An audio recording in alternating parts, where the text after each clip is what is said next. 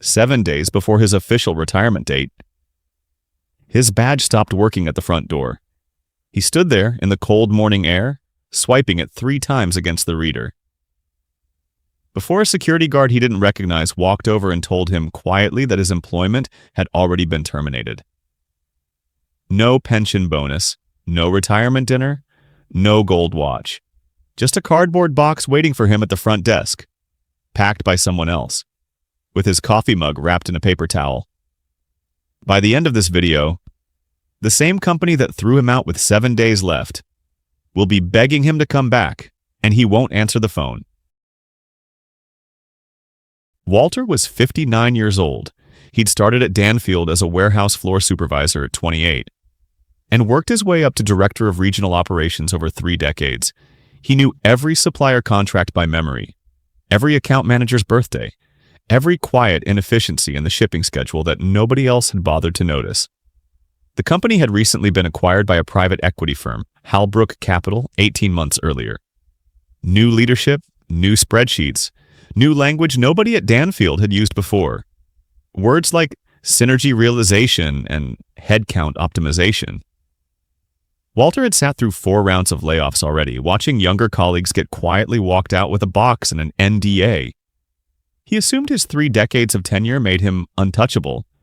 He was wrong. The termination meeting lasted 6 minutes. A woman named Rachel Voss, brought in from Halbrook 8 months earlier as the new VP of Operations, sat across a conference table from him with a single sheet of paper, and a company lawyer beside her. "Your position is being restructured as part of our operational efficiency initiative," she said, not quite meeting his eyes. "This is effective immediately." Walter asked calmly about his pension vesting date. 7 days away. Rachel slid a folder across the table. Severance offer. Full pension, technically, would still vest. The paperwork made sure of that, carefully, legally, so nobody could later claim wrongful termination timed around retirement. But the 22 years of accumulated PTO payout, the retirement bonus structure tied to his exact title on his exit date, the consulting contract he'd been quietly promised 18 months ago for advising the new ownership through transition. All of it vanished the moment his title changed on paper, 7 days early. Legally clean. Financially devastating. Walter signed nothing that day. He simply stood up, shook no one's hand, and walked out to the parking lot, where his own car, the same 2016 Silverado he'd driven to that building for a decade, suddenly felt like it belonged to a stranger. The first month, Walter didn't tell anyone the full truth. He told his wife Denise that he'd retired a little early. He told his son, visiting for a weekend from Ohio, the same thing. He wore the story like a coat that didn't quite fit, but he wore it anyway. He sat at his kitchen table in the mornings, the same table he'd eaten breakfast at for 22 years before driving to Danfield, and realized for the first time in 3 decades he had absolutely nowhere he needed to be.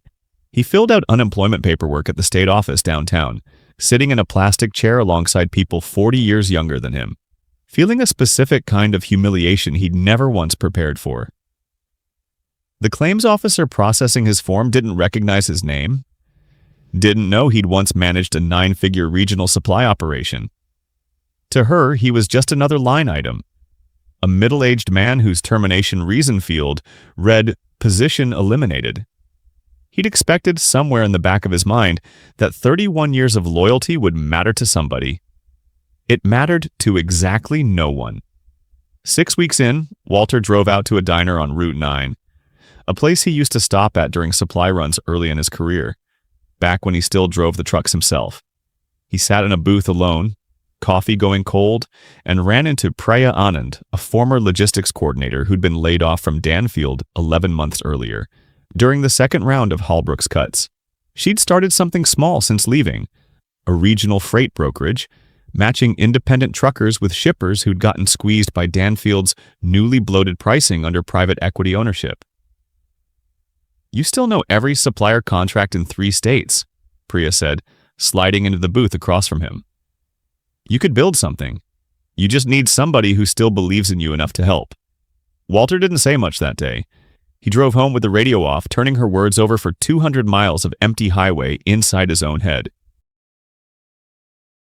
It started in Walter's garage. Not dramatically, just a folding table, an old laptop Denise's nephew helped him set up, and a legal pad where he wrote down, from memory, every supplier relationship he'd built over 31 years. Names, contract terms, renewal dates, the specific quiet frustrations he'd heard from vendors over decades of phone calls Danfield's new leadership had never bothered to have. He called Priya back 3 weeks later, not to join her business, to build a competing one, together, focused specifically on the mid-size industrial clients Danfield had started quietly, overcharging since the Halbrook acquisition, the exact accounts Walter used to personally manage. They called it Greaves Anand Logistics.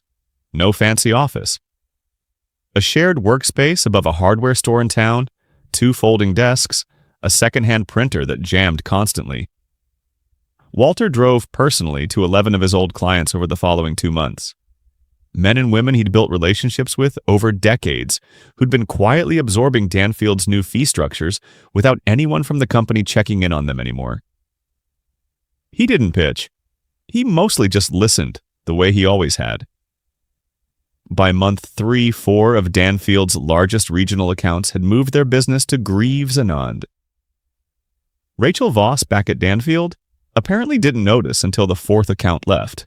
By then, it was already a pattern, not an incident. Word moved slowly, and then all at once in regional logistics. One warehouse manager mentioning to another that Greaves Anand actually returned phone calls, actually remembered contract renewal dates without being reminded, actually sent a real person out when a shipment went wrong instead of a support ticket number. By month 8, Greaves Anand had grown to 9 employees. 3 of them former Danfield staff who'd been let go in earlier rounds of Holbrook's cuts. People Walter specifically sought out and hired first. Priya handled the brokerage side. Walter handled the relationships, the same skill that had made him valuable at Danfield for 3 decades. Except now it was building something that belonged, at least in part, to him. At month 11, they landed a contract with Marchetti Steel Fabrication, a client Walter had personally managed at Danfield for 19 years, and one of the largest accounts in the entire region. The Danfield sales team hadn't visited Marchetti's facility in over 2 years. Walter had been there 11 times in the past year alone, sitting in the same break room, drinking the same bad coffee, listening to the same complaints about late shipments that nobody at his old company seemed to care about anymore. Marchetti's owner, a blunt 71-year-old named Carl, told Walter directly, "You're the only reason we stayed with Danfield as long as we did. Now, there's no reason left." 14 months after Walter's badge stopped working at Danfield's front door, Rachel Voss called him directly. Danfield's regional revenue had dropped nearly 31% since the acquisition, much of it traceable to the exact accounts Walter had once managed, now sitting comfortably with Greaves Anand. Halbrook Capital, the private equity firm that had orchestrated Walter's exit 14 months earlier, was reportedly furious. Rachel's own position, Walter later learned through a mutual former colleague, was under direct threat. She offered him a consulting contract, a generous one. 6 figures to come back and help stabilize regional client relationships. Walter let the call go to voicemail. He listened to it once, standing in the small shared office above the hardware store, Priya watching him from across the room. He didn't call back that day, or the next. 3 days later, he sent a single email. Not to Rachel, to the 11 clients he'd personally moved over the past year, thanking them for their continued trust, and mentioning, briefly, that Greaves Anand would be expanding into 2 new states by the following spring. He never did respond to Rachel's offer directly. He didn't need to. Here's the part of the story that matters more than the revenge itself. Danfield didn't lose to a smarter competitor, or a cheaper one, or a flashier one. They lost because they forgot that 31 years of relationships isn't a line item you can restructure away on a spreadsheet without consequences. Walter didn't set out to destroy his old company. He set out to prove that the value he'd built over 3 decades belonged to him. Not to a title, not to a badge that could stop working overnight, and not to a private equity firm that saw him as a cost to optimize instead of the reason their business worked at all. The badge stopped working on a Tuesday morning. It took him 14 months to make sure it never mattered again. If this story hit something in you, hit subscribe. Because next time we follow a different person, a different industry, and a different quiet reckoning nobody saw coming.